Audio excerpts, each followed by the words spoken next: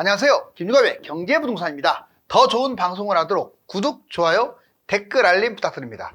한국 제2의 IMF 위안위기, 목요일에 터진 대참사, 정부가 한국의 경제위기 위험성을 언급하며 신속하게 기업에 대한 비상관리와 금융권 전담관리를 하고 있습니다. 대기업 중에 좀비 기업 10곳, 은행 부실이 심각한 이금융권, 고금리 PF 대출로 부도가 나고 있는 건설사, 도처에 지뢰바칩니다. 전방위적인 위기 상황에서 IMF, BIS, 무디스 등 해외 기관들의 한국의 가계부채와 부동산 거품을 강력 경고하고 나섰습니다. 동시다발적인 문제를 과연 잘 헤쳐나갈 수 있을까요? 유료상담은 010-2626-6276 제가 직접 메타민과 입지를 지원해드립니다. 지금 바로 전화 주십시오. 한국 제2의 IMF 위안위기, 목요일에 터진 대참사. 자, 여기 보시면 이제 12시 위안위기, 경제위기, 금융위기에 이제 얼마 안 남았네요. 자, 이제 초침 소리가 들리죠? 한국 제2의 IMF 위안위기, 이게 어느 한 분야의 문제가 아니라 전반적으로 지금 문제가 있어요. 어느 쪽에서 물이 터지든 이 뚝이 무너지는 것은 시간 문제 같은데 좀 튼튼하게 방비를 좀 했으면 좋겠어요. 여기 보시면 먼저 건설사 줄도산, 미분양, 미입주, 바로 버티지 못하는 거죠. 원자재 값도 엄청 올라갔고, 자, PF 대출 중단, 자금난 아주 심각합니다. 자, 은행권 부실도 만만치가 않아요. 1금융권도 막 오르내리고 있잖아요. 뭐 2금융권은 말할 것도 없고, 국내외 부도 가능성이 상당히 이제 높아지고 있다라고, 그렇죠? 뱅크런 사태도 촉발된 적이 있고, 그다음 가계부도, 영끌, 비투, 급증, 개인 파산이 확대되는 것도 역시 국가와 금융권에 부담을 줍니다. 자영업 파산, 자영업 무분별하게 대출을 많이 받았는데 정말 많이 받았어요. 자, 1인당 거의 3억의 빚을 지고 있다는 것은 엄청난 거잖아요. 국가 경제 위기, 국가적으로도 좋은 게 하나도 없습니다. 지금 성장률도 올해는 일본한테도 밀려요. 그리고 무역 계속 또 흑자 쪽으로 전환되는가 싶더니 또 11월에 적자, 소비, 생산, 투자 다 마찬가지. 임대인 파산, 뭐 전세가라든가 또는 매매가, 이 부동산도 지금 위기 신호가 나오고 있죠. 자, 이제 목요일 정부 대처, 이제 오늘 별표를 치면 바로 이 내용입니다. 핵심 내용이 기업 위기와 금융권 위기, 양대 산맥이에요. 지금 윤 대통령 세계 경제 위기 상황, 초당적으로 힘을 합칠 때, 자, 꺼냈잖아요. 마침내 초당적으로 힘을 합칠 때, 지금 야당은 제2의 IMF 위안위기라고 아예 노골적으로 하고 있습니다. 야당에서는. 근데 여당은 무슨 얘기냐, 내년 정도 되면 지표들이 다 안정화 쪽으로 전망을 하고 있다, 이렇게 서로 맞받아치고 있는데, 자, 여기 보실래요? 목요일 정부 대처, 자, 금융위 긴급 발표 성명도 냈고, 기업 위기 비상관리, 금융위기 전담관리, 자, 바로 이렇게 대처를 해 나갑니다. 먼저 금융위 긴급 발표, 이건 나왔던 얘기죠. DSR 규제 내실화, 스트레스 DSR 방안 발표. 왜 이게 먼저 나오냐, 스트레스 DSR을 아예 이제 12월부터 이제 진행을 할 것으로 보이는데, 왜 그러냐면 그래야만 지금 가계부채라든가 기업부채도 그렇고 연체율, 이게 심각한데 이것 때문에 지금 금융위기 터지기 생겼거든요. 이걸 어떤 식으로도 낮춰야 돼요. 그래서 은행 장기 고정금리, 모기지를 적극적으로 취급. 정부는 지금 부동산발 경제위기를 막기 위해서 연착륙을 유도하는데 요즘 DSR을 대폭 축소하고 있잖아요.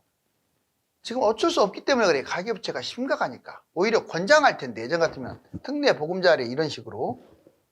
가계부채 심각, 금융권, 가계대출 밀착관리. 자, 이제 기업 비상관리를 어떻게 하느냐. 기업부채가 지금 126.1%거든요. 그리고 속도가 세계 2위예요. 증가 속도가 지금 아주 빠릅니다. 그냥 단순하게 부채가 많은 게 문제가 아니고 증가 속도가 너무 커요. 이렇게 되면 또 빚을 못 갚고 있잖아요. 그래서 이거를 이제 평상시보다 훨씬 더 위험한 위기 단계로 지금 정부 부처에서 부처에서 단계별 지금 관리를 하고 있습니다. 이렇게 안 하면, 특수적인 관리를 하지 않으면 무너지거든요. 기업부도 증가율, 보세요. 40% 세계 2위예요. 부도 증가율이. 더군다나 기업들의 연체율, 특히 부동산 관련된 것들 PF 대출, 또 좀비 기업 들어봤죠? 한계 기업. 3년 내내 이자도 못 버는 기업들. 바로 이런 이제 회사들을 아마 제가 보기에는 이런 기업들을 걸러낼 것 같아요. 왜? 썩은 살을 도려내지 않으면 그 부위로 확대가 됩니다. 다 썩어버려요. 그 다음에 금융전담관리, 은행권도 문제예요. 특히 이금융권, 새마을금고, 신협, 농협, 수협, 산림조합, 저축은행 이 부분에 대해서 전담관리를 지금 진행하고 있고 이전부터 해왔었는데 더 이제 단계를 높이는 거죠. 감독 권한 금융위로 확대시켰습니다. 새마을금고 위기. 자, 신협, 농협, 수협, 산림조합 여기는 특별관리, 즉 이제 다 보고를 해야 됩니다. 왜? 뱅크런 사태가 퍼지고 1금융권으로 전이되고 하는 걸 막기 위해서는. 저축은행, 지방 중소저축은행이 특히 심각하거든요. 바로 이제 새마을금고가 됐건 아니면 협동조합, 상호 협동이 됐건 저축은행이 됐든 이쪽에서 부실이 심각한 것들 리스크를 작성해서 이제 거의 매일 점검을 하다시피 하고 있습니다. 이러지 않으면 여기서부터 물이 터져가지고 홍수가 나거든요. 자, 이제 제2 IMF 온다. 지금 오늘 다 이런 얘기일 거예요. 보세요. 자, 제가 한 말들이 아닙니다. 지금 여기 뉴스에서 헤드라인 뽑아가지고 정리한 거예요. 자, 매일경제, 대기업 파산 위기. 실질적으로 뭐 좀비 기업들, 뭐 파산된 것도 있고 파산 위기에 있는 것도 있고 당장 파산시켜도 전혀 이상하지 않는 기업들이에요. 자, SK온, 하나오션, KDH중공업, 현대미포조선, 컬리, 코리안세븐, HD 현대중공업, 호텔롯데, 롯데쇼핑, 이랜드월드. 자, 부도가 확정된 것은 이제 대여그룹 위니한데 지금 얘를 비롯해서 지금 계속 모 회사들이 거론되고 있습니다. 자, 100대 기업 적자. 여러분들 100대 기업은 큰 대기업들이죠. 자, 층간 볼까요? 매출 마이너스 21, 영업이익 마이너스 113, 순이익 마이너스 109. 여러분들 그냥 이익은커녕 손실이 얼마나 손실을 줄이느냐의 지금 싸움이에요. 버티지를 못해요. 그렇게 되면 이 본인 자본 비율이 높지도 않아요. 은행도 낮은 편이지만 기업들은 더 그래요. 여기 보시면 특히 적자, 어디서 이렇게 적자가 많이 나느냐. 자, 우리 먹거리였던 IT, 에너지, 산업재, 소재 이게 1위에서 4위까지를 차지했고요. 자, 적자 5위에서 7위, 유틸리티, 커뮤니케이션, 필수 소비재. 바로 100대 기업이 적자를 특별관리를 지금 한다고 했죠. 파산 급증, 부실 징후 기업이 급증하는데 워크아웃까지 사라져서 이거를 어떻게 완충할 수 있는 장치가 없어져 버린 거예요. 부실 징후 업체가 무려 157곳이나 되고요. 이게 180곳. 점점 늘어나고 있어요. 급증하고 있는 추세. 재생, 다시 살아나는 곳은 적은데 500대 기업 중에서 100곳. 실질적으로 500대 기업에서 100곳이 좀비 기업, 한계 기업, 이자도 못 내는 기업. 이런 것들 국민 혈세로 막지 말고 무너뜨려 버려야 돼요. 자, 여기 보시면 은행 위기, 심각한 부채, 연체율, PF 대출 한번 볼까요? 한국 금융이 무너지고 있다. 아까는 이제 대기업, 이번에는 은행권입니다. 심각한 세 곳. 자, 아까도 이제 말씀드렸었죠. 뭐 저축은행, 새마을금고, 상호금융. 자, 연체율이 어느 정도냐? 1금융권 개인사업자 5월, 6월, 7월 이후에 연체율이 0.45%. 여러분들 1금융권이 0.45%면 심각하지 않나요? 원래 0.2밖에 안 됐다가 상당히 늘어났죠. 저축은행은 5.3, 기업 5.76, 개인 6.6%로 저축은행의 연체율은 빨리 잡아놔야 할 것 같아요. 개인 회생 무려 7만 575건, 전년 대비 무려 42.9%. 회생제도나 파산제도를 잘해야지 그냥 누구나 다 빌려주게 되고 그냥 피탕감해주고 이렇게 되면은요 도덕적 해이가 생겨가지고 그 모든 돈들을 누가 냅니까? 여러분들 국민의 혈세로 내는 거예요. 아니 하지 말라는 게 아니라 우리나라가 너무 이쪽에 관대해요. 본인이 책임을 져야죠. 왜 국가에서 다 배상을 합니까? 예적금 비상, 부실은행 돌려막기. 은행 부도가 나면 계속 다른 쪽에서 돈을 빌려가지고 막고 이렇게 개인도 그러는데 은행도 돌려막기를 하고 있는 거예요. 왜? 돈을 못 구하니까. 그러다 보니까 이게 소문이 잘못 나면 뱅크런이 터지는 거죠. 5천만 원 이내밖에 또 보장이 안 돼요. 일반 개인들한테 그래서 예적금을 아예 이자를 세게 해가지고 대출을 좀 더 세게 해주는, 그래야 돈이 순환되니까. 그래서 이 금융권도 생각보다 상당히 지금 부실하거든요. 건설사 위기, 좀비 기업 폐업. 이번에는 건설사를 한번 좀 알아볼게요. 올해 건설사 2,000곳이 문을 닫았다. 부도업체 9곳, 줄두산 공포. 지금 뭐 공포라든가 도산이라든가 이런 말은 제가 하는 게 아닙니다. 여기 지금 뉴스에서 도배를 하고 있는 거예요. 건설사 위기, 먼저 좀비 기업. 이 좀비 기업은 대기업, 중소기업, 일반 기업들도 있지만 건설사가 특히 많아요. 자, 건설사 18.5%는 이자도 못 내는 좀비 기업이고, 한개 기업, 대기업의 53개, 중소기업은 333사가 한개 기업이다. 그럼 잠재적 부실 한번 볼까요?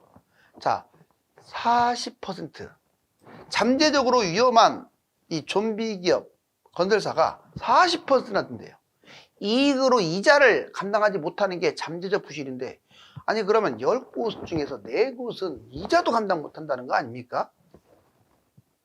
좀비 기업은 그게 한 3년 이상 계속 이어지는 걸 말하는 거고, 폐업, 건설사 폐업이 2,712곳, 줄두산 공포, 아까 2,000곳 문 닫았다고 했는데 실질적으로 2,712곳이나 됐죠? 도산 계속 공포에 휩싸이는 거죠. 종합건설업체 441곳, 전문건설 2271곳. 건설사 위기는요, 여러 가지 원인인데, 일단은 근본적 원인은 고금리, 그리고 자금 회전이 안 되기 때문에 그래요. 또 경제가 지금 불황이니까. 그러다 보니 미분양, 미입주, 원자재 상승, 이걸로 인해서 직격탄을 맞는 거죠. PF 대출 볼까요? 자, PF 대출 116조, 대출 73%가 비은행권에서 했다는 거. PF 대출 연 3배나 지금 급증했어요. 부동산 위축한 데다가 아까 미분양, 미입주가 증가하면서 뱅크런, 여러분들 78% 인터넷 뱅킹, 지금 거의 80%가 인터넷 뱅킹을 하고 있는데, 다 할 줄 알아요, 웬만하면. 이거 어떤 특정 은행이 문제가 생기면 그냥 돈 빠져나가 버립니다.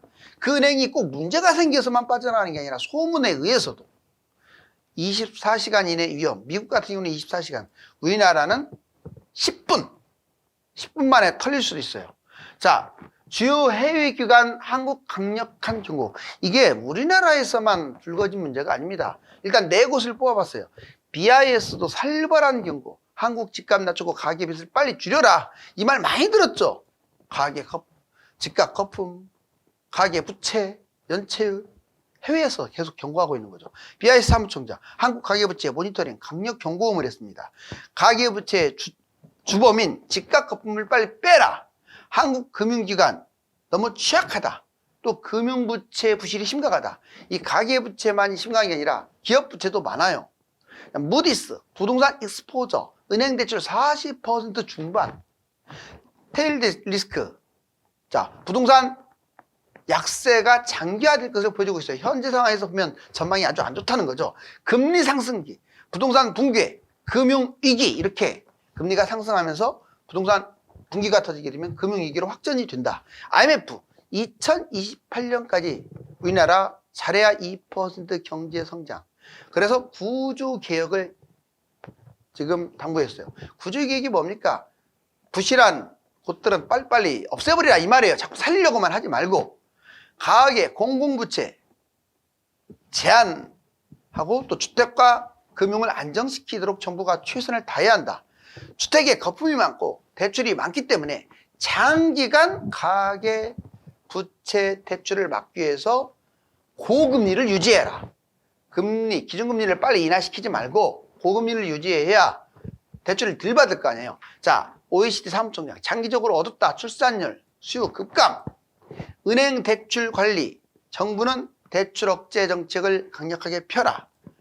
절대 대출을 많이 해주지 마라. 고금리로 하라. 이런 말이에요. 한국의 가장 큰 리스크가 가계부채라고 하고 있죠.